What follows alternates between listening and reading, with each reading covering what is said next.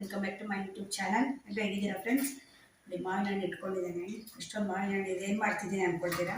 ಇದು ನಮ್ಮ ಉಡುಪಿ ಕಡೆ ಮಾಡೋವಂಥ ಸ್ಪೆಷಲ್ ಒಂದು ಡಿಶ್ ಮಾಡ್ತಾ ಇದ್ದೀನಿ. ಡಿಶ್ ಅಂತ ಹೇಳೋದಕ್ಕಿಂತ ನಾವು ಇದನ್ನೇ ಮಾಂಬಳ ಅಂತ ಕರಿತೇವೆ. ನಿಮಗೆ ಕೆಲವರಿಗೆ ಗೊತ್ತಿರ್ಬೋದು ಮಾಂಬಳ ಅಂತಂದರೆ. ಕನ್ನಡದಲ್ಲಿ ಏನಿರ್ತಾರೋ ಗೊತ್ತಿಲ್ಲ ನನಗೆ. ನಾವು ಈ ಕಡೆ ಎಲ್ಲ ಮಾಂಬಳ ಅಂತ ಕರಿತೇವೆ. ಇದನ್ನು ಏನು ಮಾಡ್ತೇವೆ ಅಂದರೆ, ನಾವು ಎರಡೆರಡೇ ಮಾವಿನ ಹಣ್ಣನ್ನು ತಗೊಂಡು ಅದನ್ನು ಸಿಪ್ಪೆ ತೆಗೆದು ಅದರದ್ದು ಮಾಂಸ ಎಲ್ಲ ತೆಗಿತೇವೆ. ಮಾಂಸ ಎಲ್ಲ ತೆಗೆದು ಅದನ್ನು ನೀಟಾಗಿ ಹರಡ್ತೇವೆ. ನಾವು ಬಿಸಿಲಿಗೆ ಇಡಬೇಕು ಹರಡಿ. ಹೀಗೆ ದಿವಸ ಒಂದು 4ರಿಂದ 5 ದಿವಸ ಮಾಡಬೇಕು. ಬನ್ನಿ, ನಾವು ಹೇಳಿದ್ರೆ ಗೊತ್ತಾಗಲ್ಲ, ನಾನು ಮಾಡಿ ತೋರಿಸ್ತೇನೆ ಹೇಗೆ ಮಾಡೋದು ಅಂತ. ಇವತ್ತು 2 ಮಾವಿನ ಹಣ್ಣು ತಗೊಳ್ತಿದ್ದೇನೆ, ಅದರಲ್ಲಿ ಮಾಡಿ ತೋರಿಸ್ತೇನೆ ನಿಮಗೆ. ಮೊದಲು ಇದರದ್ದು ಸಿಪ್ಪೆ ತಗೊಳ್ತೇನೆ. ಇದು ಸ್ವಲ್ಪ ಕಾಯಿ ಇದೆ, ಅದರಿಂದ ನೀವು ಸಿಪ್ಪೆ ತಗೊಂಡು ಮಾಡಬೇಕಾಗುತ್ತೆ. ಇಲ್ಲ ತುಂಬ ಹಣ್ಣಾಗಿತ್ತು ಅಂದರೆ ಈಗ ಕೈಯಲ್ಲೇ ಸಿಪ್ಪೆ ತೆಗೆದು ಅದನ್ನು ಕಿವುಚಿ ಮಾಡ್ಬೋದು. ಇದು ಸ್ವಲ್ಪ ಕಾಯಿದೆ, ಅದರಿಂದ ನಾನು ಇದನ್ನು ಮಿಕ್ಸಿಯಲ್ಲಿ ಹಾಕಿ ಮಾಡ್ತಾಯಿದ್ದೇನೆ ಇವತ್ತು. ತುಂಬ ಹಣ್ಣು ಮೆತ್ತಗೆ ಇರುತ್ತಲ್ಲ, ಹಾಗಾಗಿದ್ದರೆ ನೀವು ಕೈಯಲ್ಲೇ ಕಿವುಚ್ಬೋದು. ಚೆನ್ನಾಗಿ ಕೈಯಲ್ಲಿ ಕಿವುಚಿದ್ರೆ ಆಗುತ್ತೆ. ನೋಡಿ, ಈ ರೀತಿ ಸಣ್ಣ ಕಟ್ ಮಾಡ್ಕೊಳ್ಬೇಕು. ಇದನ್ನು ಇವಾಗ ಮಿಕ್ಸಿಯಲ್ಲಿ ಹಾಕ್ಕೊಳ್ಳಿಕ್ಕಿದೆ. ಬೆಲ್ಲದ ಜೊತೆ ನಾವು ಮಿಕ್ಸಿಯಲ್ಲಿ ಹಾಕ್ಕೊಳ್ಬೇಕು. ಇದು ಮಾವಿನ ಹಣ್ಣು ತುಂಬ ಸಿಹಿ ಇದ್ದರೆ ನಿಮಗೆ ಬೆಲ್ಲ ಜಾಸ್ತಿ ಹಿಡಿಯಲ್ಲ. ಬೆಲ್ಲ ಅಗತ್ಯ ಕೂಡ ಇರಲ್ಲ, ತುಂಬ ಸಿಹಿ ಇದೆ. ಅದೊಂದು ಸ್ವಲ್ಪ ಹುಳಿ ಮತ್ತು ಸಿಹಿ ಇದೆ, ಅದರಿಂದ ಸ್ವಲ್ಪ ಬೆಲ್ಲ ಹಾಕ್ತಾ ಇದ್ದೇನೆ. ಅದು ಇದಕ್ಕೆ ಹೇಗೆ ಅಂದರೆ, ನೀವು ಮಾಂಬಳ ಅನ್ನೋದಕ್ಕೆ ನಮಗೆ ಸ್ವಲ್ಪ ಹುಳಿ ಮಾವಿನಕಾಯಿ ಆಗಬೇಕು. ಇದಕ್ಕೆ ತುಂಬ ಸಿಹಿ ಕೂಡ ಇರಬಾರ್ದು, ಹುಳಿ ಮತ್ತು ಸಿಹಿ ಹಾಗೆ ತಿನ್ನುವಾಗ ಇದನ್ನು ಬಿಸಿಲಿಗೆ ಒಣಗಿಸಿ. ಇದು ಹೆಚ್ಚಾಗಿ ನಮ್ಮ ಈ ಕಡೆ ಹೇಗೆ ಮಾಡ್ತಾರೆ ಅಂದರೆ, ಮಳೆಗಾಲಕ್ಕೆ ಇಟ್ಕೊಳ್ತಾರೆ. ಬೇಸಿಗೆಯಲ್ಲಿ ಮಾಡಿದ್ದಾರೆ, ಮಾವಿನ ಸೀಸನ್ ಬರುತ್ತಲ್ಲ ಆಗ ಮಾಡಿ ಮಳೆಗಾಲಕ್ಕೆ ಇಟ್ಕೊಳ್ತಾರೆ ತಿನ್ನಲಿಕ್ಕೆ. ಈಗೆಲ್ಲ ತುಂಬ ಕಡಿಮೆ ಆಗಿದೆ. ನಾವು ಚಿಕ್ಕವರು ಇರುವಾಗ ಅಮ್ಮ ತುಂಬ ಮಾಡ್ತಿದ್ರು ಇದನ್ನೆಲ್ಲ. ಈಗೆಲ್ಲ ದುಡ್ಡು ಕೊಟ್ಟು ತರಬೇಕಲ್ಲ, ಆಗೆಲ್ಲ ಮನೆಯಲ್ಲಿ ಮರ ಇತ್ತು. ಇವಾಗೆಲ್ಲ ತೆಗೆದಾದ್ಮೇಲೆ ಒಂದು ಸಲ ಮಿಕ್ಸಿಯಲ್ಲಿ ಹಾಕ್ಕೊಳ್ತೇನೆ. ನಾನಿಲ್ಲಿ 2 ಮಾವಿನ ಹಣ್ಣು ತೊಗೊಂಡಿದ್ದೇನೆ. ಅದಕ್ಕೊಂದು 2 ಸ್ಪೂನಷ್ಟು ಬೆಲ್ಲ ಹಾಕ್ತಾಯಿದ್ದೇನೆ. ಬೆಲ್ಲ ಹೀಗೆ ಪುಡಿ ಮಾಡಿ ಹಾಕ್ಕೊಳ್ಬೇಕು. 2 ಸ್ಪೂನ್ ಬೆಲ್ಲ ಹಾಕಿದರೆ ಸಾಕು ನಿಮಗೆ. ಇದರಲ್ಲಿ ದೊಡ್ಡ ಸ್ಪೂನಲ್ಲಿ 2 ಸ್ಪೂನ್ ಹಾಕಿ ಸಾಕು. ಏಕೆಂದರೆ ಇದು ಡೈಲಿ ಪ್ರೊಸೆಸ್ಸು, ಹೀಗೆ ಕಂಟಿನ್ಯೂ 5 ದಿನ ಮಾಡಲಿಕ್ಕಿದೆ. ಅದನ್ನು ಇವಾಗ ಮಿಕ್ಸಿಯಲ್ಲಿ ಹಾಕ್ಕೊಂಡು ರುಬ್ಕೊಂಡು ಬರ್ತೇನೆ. ಸಣ್ಣ ರುಬ್ಕೊಳ್ಬೇಕು ನೀವು. ನೋಡಿ, ಈ ರೀತಿ ರುಬ್ಕೊಂಡಿದ್ದೇನೆ ಮಿಕ್ಸಿಯಲ್ಲಿ ಹಾಕಿ. 2 ಮಾವಿನ ಹಣ್ಣು ಎಷ್ಟಾಗಿದೆ ನೋಡಿ. ಇದನ್ನೊಂದು ಪಾತ್ರೆಗೆ ಶಿಫ್ಟ್ ಮಾಡಿಕೊಂಡು ಈಗ ಬಿಸಿಲಿಗೆ ನಾವು ಇದನ್ನು ಹರಡಬೇಕು. ಇವಾಗ ನಿಮ್ಗೆ ಎಷ್ಟು ದೊಡ್ಡದು ಬೇಕೋ ಅಷ್ಟು ದೊಡ್ಡದು ಮಾಡ್ಕೊಳ್ಬೋದು. ಅದರ ಮೇಲೆ ನೀವು ಡೈಲಿ ಹಾಕಬೇಕು. ಒಂದೆಲ್ಲ ಪಾತ್ರೆಯಲ್ಲಿ ಹಾಕ್ಕೊಂಡು ಆಮೇಲೆ ನಾನು ಬಿಸಿಲಿಗೆ ಹಾಕುವಾಗ ತೋರಿಸ್ತೇನೆ ನಿಮಗೆ. ನೋಡಿ, ನಾನು ಟೆರೆಸ್ ಮೇಲೆ ಬಿಸಿಲಿಗೆ ಹಾಕ್ತಾಯಿದ್ದೇನೆ. ಈಗ ನಾನು ರೈಸ್ ಬ್ಯಾಗ್ ಇದೆಯಲ್ಲ ಅದನ್ನು ತಗೊಂಡಿದ್ದೇನೆ, ಒಂದು ಕವರು. ನೀವು ಬೇಕಾದರೆ ಪ್ಲಾಸ್ಟಿಕ್ ಕವರ್ ಮೇಲೆ ಕೂಡ ಹಾಕ್ಕೊಳ್ಬೋದು.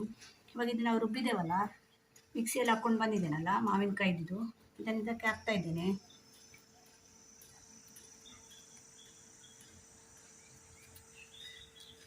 ಇದಕ್ಕೆ ಹೇಗೆ ಅಂದರೆ, ನೀವು ನೀರು ಹಾಕದೆ ಮಾಡಬೇಕು. ರುಬ್ಕೊಳ್ಳುವಾಗ ಮಿಕ್ಸಿಯಲ್ಲಿ ಹಾಕ್ಕೊಳ್ತೀರಲ್ಲ, ನೀರು ಹಾಕಬೇಡಿ ಇದಕ್ಕೆ. ನಿಮಗೆ ಎಷ್ಟು ಅಗಲ ಬೇಕೋ ಅಷ್ಟು ಅಗಲ ಮಾಡ್ಕೊಳ್ಳಿ. ನೋಡಿ, ಸಿಪ್ಪೆ ಇರಬಾರ್ದು. ಒಂದು ಸಿಪ್ಪೆ ಬಂದಿದೆ ಇದರಲ್ಲಿ, ಸ್ವಲ್ಪ ಕೂಡ ಸಿಪ್ಪೆ ಇಲ್ಲದೆ ನೀವು ತೆಕ್ಕೊಳ್ಬೇಕು. ಎಷ್ಟು ಅಗಲ ಬೇಕೋ ಅಷ್ಟು ಅಗಲ ಮಾಡ್ಕೊಳ್ಳಿ. ಇದರ ಮೇಲೆ ಮತ್ತೆ ಪದ್ರ ಅಂತ ಒಂದು 4ರಿಂದ 5 ದಿನ ಹಾಕಬೇಕು. ಇದೇ ಥರ ನಾನು ಸ್ವಲ್ಪ ದೊಡ್ಡದಾಗಿ ಹಾಕ್ಕೊಳ್ತೇನೆ. ಇದು ನಮ್ಮ ಕಡೆ ಡಿಶ್ಶು. ಇದು ಎಷ್ಟು ಜನಕ್ಕೆ ಗೊತ್ತಿದೆಯೋ ಇಲ್ಲೋ ಗೊತ್ತಿಲ್ಲ, ತುಂಬ ಚೆನ್ನಾಗಿರುತ್ತೆ. ಮನೆಯಲ್ಲೇ ಮಾಡ್ಕೊಳ್ಬೋದು. ಇದು ಬೇಸಿಗೆಯಲ್ಲಿ ಮಾಡಿ ಇಟ್ಕೊಂಡ್ರೆ ಮಳೆಗಾಲದಲ್ಲಿ ಮಕ್ಕಳಿಗೆ ಪೀಸ್ ಕಟ್ ಮಾಡಿ ಚಾಕ್ಲೇಟ್ ಥರ ಕೊಡ್ಬೋದು ತಿನ್ನಲಿಕ್ಕೆ. ನಮ್ಮ ಮನೆಯಲ್ಲಿ ಮಕ್ಕಳಿಗೆ ತುಂಬ ಇಷ್ಟ. ಪ್ರತಿ ವರ್ಷ ಕೇಳ್ತಾರೆ, ಆದರೆ ಪ್ರತಿ ವರ್ಷ ಮಾಡಲಿಕ್ಕೆ ಟೈಮ್ ಸಿಗಲ್ಲ. ಅದರಿಂದ ಈ ಸಲ ಮಾಡ್ತಾ ಇದ್ದೇನೆ. ಅದರಿಂದ ನಿಮಗೆ ಕೂಡ ತೋರಿಸ್ತಾ ಇದ್ದೇನೆ. ಯಾರಿಗಾದ್ರೂ ಇಂಟ್ರೆಸ್ಟ್ ಇದ್ದರೆ ಮಾಡ್ಕೊಳ್ಳಿ. ಇನ್ನೂ ಎಷ್ಟು ದೊಡ್ಡದು ಬೇಕಾದರೆ ಅಷ್ಟು ದೊಡ್ಡ ಮಾಡ್ಕೊಳ್ಬೋದು. ಆದರೆ ಮಾವಿನ ಹಣ್ಣು ಇರಬೇಕಷ್ಟೇ ನಮ್ಮ ಹತ್ರ ಹಾಕಲಿಕ್ಕೆ. ಯಾಕೆಂದರೆ ಅದರ ಮೇಲೆ ಮತ್ತೆ 5 ದಿನ ಇದೇ ಥರ ಪದ್ರ ಬರಬೇಕಲ್ವಾ, ಅದರಿಂದ ಮಾವಿನ ಹಣ್ಣು ಬೇಕಾಗುತ್ತೆ. ನೀವು ದೊಡ್ಡ ಸೈಜ್ ಮಾವಿನ ಹಣ್ಣು ಆದರೆ 2 ಸಾಕು. ಈ ರೀತಿ ನೋಡಿ, ಇವತ್ತಿನ ಆಯ್ತು ಇದು.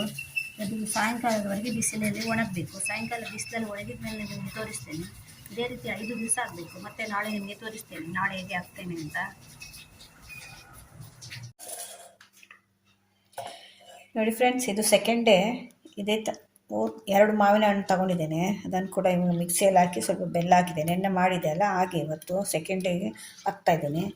ಇವಾಗ ಇದನ್ನು ಮತ್ತೆ ಅದರ ಮೇಲೆ ಹಾಕಬೇಕು. ನೆನ್ನೆ ಹಾಕಿದ್ದೇವಲ್ಲ ಅದರ ಮೇಲೆ ಮತ್ತೆ ಇವಾಗ ಹಾಕಬೇಕು. ಮೇಲ್ಗಡೆ ಹೋಗಿ ತೋರಿಸ್ತೇನೆ ನಿಮಗೆ. ನೋಡಿ, ನೆನ್ನೆ ಹಾಕಿದ್ದೆ ಈ ರೀತಿಯಾಗಿದೆ. ನೋಡಿ, ಸ್ವಲ್ಪ ಒಣಗಿದೆ ಅಲ್ಲ, ಇದ್ರ ಮೇಲೆ ಸೆಕೆಂಡ್ ಪದ್ರ ಹಾಕ್ತಾ ಇದ್ದೇನೆ ಇವತ್ತು ನಾನು. ಇದೇ ರೀತಿ 4ರಿಂದ ಒಂದು 5-6 ಪದ್ರ ಹಾಕಬೇಕು ನೀವು. ಇದೇ ರೀತಿ ನೋಡಿ, ಈ ರೀತಿ ಹಾಕ್ಕೊಂಡು ಬರಬೇಕು. ಇದು ಸೆಕೆಂಡ್ ಡೇ ಆಗ್ತಾ ಇರೋದು. ಮತ್ತು ಇದೇ ರೀತಿ 3ನೇ ದಿನ, 4ನೇ ದಿನ, 5ನೇ ದಿನ ಕೂಡ ಹಾಕ್ಬೇಕು. ಹೀಗೆ ದಿವಸ 2ರಿಂದ 3 ಮಾವಿನ ಹಣ್ಣು ಸಾಕಾಗುತ್ತೆ ನಿಮಗೆ. ಇನ್ನು ದೊಡ್ಡದು ಬೇಕಾದ್ರೆ ದೊಡ್ಡದು ಕೂಡ ಹಾಕ್ಕೊಳ್ಬೋದು.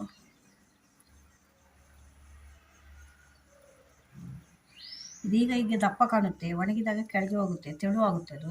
ಅದರಿಂದ ನೀವು ದಪ್ಪದಲ್ಲೇ ಹಾಕ್ಕೊಳ್ಬೇಕು. 3 ಮಾವಿನ ಹಣ್ಣು, ನಿಮ್ಮ ಹತ್ರ ಮಾವಿನ ಹಣ್ಣು ಜಾಸ್ತಿ ಇದ್ದರೆ ಜಾಸ್ತಿ ಯೂಸ್ ಮಾಡ್ಕೊಳ್ಬೋದು. ನಾನು 2 ಮಾವಿನ ಹಣ್ಣು ಹಾಕ್ತಾ ಇದ್ದೀನಿ.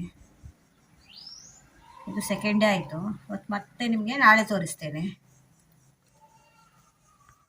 ನೋಡಿ ಫ್ರೆಂಡ್ಸ್. ಇವತ್ತು 3rd ಡೇ, ಮತ್ತೆ ಇವತ್ತು 3ನೇ ದಿನ ಮಾವಿನ ಹಣ್ಣು ಕಟ್ ಮಾಡಿ ಇಟ್ಕೊಂಡಿದ್ದೇನೆ ನೋಡಿ.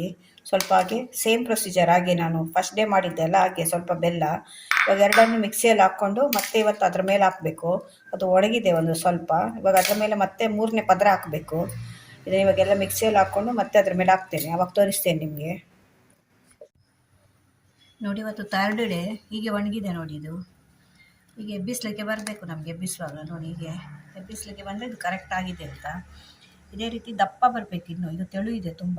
ಇದು 2 ದಿನ ಹಾಕಿದ್ದೇವಲ್ಲ ನಾವು, ಇವತ್ತು 3ನೇ ದಿನ ಹಾಕ್ತಾ ಇದ್ದೇನೆ.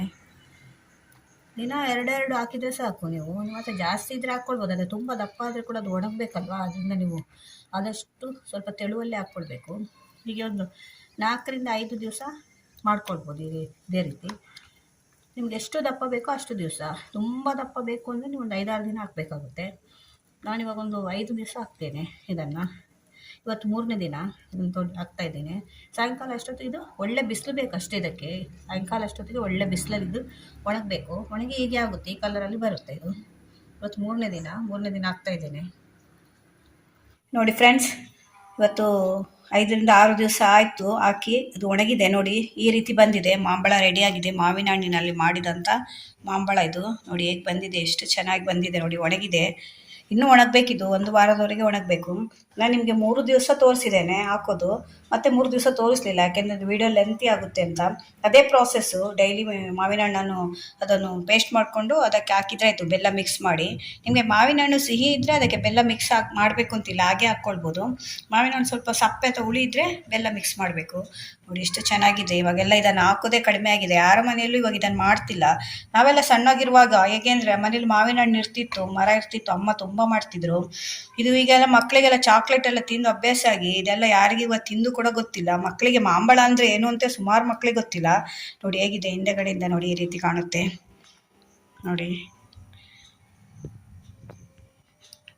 ಇಷ್ಟು ದೊಡ್ಡದಾಗಿದೆ. ಸುಮಾರು ಒಂದು ಇದಕ್ಕೆ ನನಗೊಂದು 300 ರೂಪಾಯಿ ಖರ್ಚಾಗಿದೆ ಅಷ್ಟೇ. ಒಂದು 3 kg ಮಾವಿನ ಹಣ್ಣು ತಂದಿದ್ದೆ ನಾನು. 3 kgಗೆ ಸುಮಾರು ಬರುತ್ತಲ್ಲ, ಅದು ದಿನ 2 ಮಾವಿನ ಹಣ್ಣು ಹಾಕಿದ್ದೇನೆ. 5ರಿಂದ 6 ದಿನ ಹಾಕಿದ್ದೇನೆ. ಈ ರೀತಿ ಆಗಿದೆ ನೋಡಿ. ಆಮೇಲೆ ನಾವು ಈ ರೀತಿ ಕಟ್ ಮಾಡಬೇಕಿದ್ದು, ಇನ್ನೂ ಸ್ವಲ್ಪ ಒಣಗಬೇಕಿದ್ದು ನೋಡಿ, ಸ್ವಲ್ಪ ಇದೆ. ಅದರಿಂದ ಬಿಸಿಲು ಚೆನ್ನಾಗಿರುವಾಗ ಹಾಕ್ಕೊಳ್ಬೇಕು ನೀವು. ಇದು ಹಾಕಿ 5-6 ದಿನ ಇದನ್ನು ರಸ ತೆಗೆದು ಹಾಕಿದ ಮೇಲೆ 1 ವಾರ ಇದನ್ನು ಒಣಗಿಸ್ಬೇಕು ನೀವು ಬಿಸಿಲಲ್ಲಿ. ಆದರೆ ಈಗ ಬಿಸಿಲು ಹೋಯ್ತು, ಆಗ ನೀವು 1 ವರ್ಷ ಇಟ್ಟರು ಕೂಡ ಹಾಳಾಗಲ್ಲ. 1ರಿಂದ 2 ವರ್ಷ ಇಟ್ಕೊಳ್ಬೋದು ಸ್ಟೋರ್ ಮಾಡಿ ನೀವು ಚೆನ್ನಾಗಿ ಬಿಸಿಲಿಗೆ ಒಣಗಿಸಿ ಇಟ್ಕೊಂಡ್ರೆ.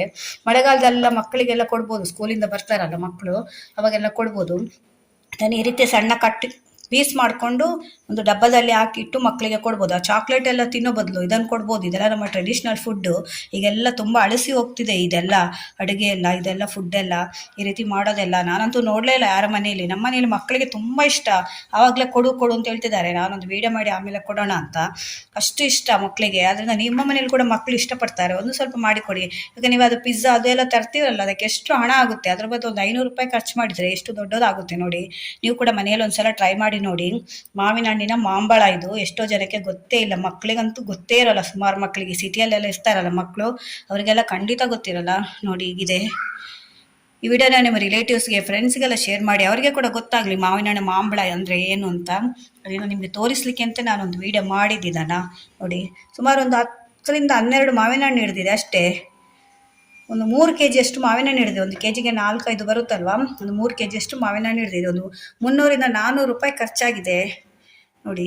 ಇದನ್ನು ಸುಮಾರು ನಾವು 6 ತಿಂಗಳವರೆಗೂ ಬರುತ್ತೆ. ಇಷ್ಟು ದೊಡ್ಡದು ಇಟ್ಕೊಂಡು ತಿಂದರೆ ಮಕ್ಕಳಿಗೆ ಚಾಕ್ಲೇಟ್ ತಿನ್ನೋ ಬದಲು ಇದನ್ನು ಕೊಡ್ಬೋದು ನೋಡಿ. ಫ್ರೆಂಡ್ಸ್, ಕಟ್ ಮಾಡ್ತಾ ಇದ್ದೀನಿ ನೋಡಿ ಮಾಂಬಳನ. ಈ ರೀತಿ ಕಟ್ ಮಾಡಿ ಮಕ್ಕಳಿಗೆ ಪೀಸಸ್ ಆಗಿ ನೋಡಿ, ಈ ರೀತಿ ಕಟ್ ಮಾಡಿ ತಿನ್ನಲಿಕ್ಕೆ ಚೆನ್ನಾಗಿರುತ್ತೆ. ಇದಕ್ಕಿಂತ ಚಿಕ್ಕ ಪೀಸ್ ಕೂಡ ಮಾಡ್ಕೊಳ್ಬೋದು. ಇದನ್ನು ಕೂಡ ಅರ್ಧ ಕೂಡ ಮಾಡ್ಕೊಳ್ಬೋದು. ಹೀಗೆ ನೋಡಿ ಈ ರೀತಿ ಕಟ್ ಮಾಡಿ ಒಂದೊಂದು ಪೀಸ್ ಕೊಟ್ಟರೆ ತಿಂತಾ ಇರ್ತಾರೆ ಬಾಯಲ್ಲಿ ಇಟ್ಕೊಂಡು. ಸುಮಾರು ಹೊತ್ತು ತಿನ್ಬೋದು ಇದು ಬಾಯಲ್ಲಿ ಇಟ್ಕೊಂಡು. ಏಜ್ ಆಗಿರುತ್ತಲ್ಲ ಅವರಿಗೆ ಕೂಡ ಒಳ್ಳೆಯದಾಗುತ್ತೆ ಬಾಯಲ್ಲಿ ಇಟ್ಕೊಂಡು ತಿನ್ನಲಿಕ್ಕೆ.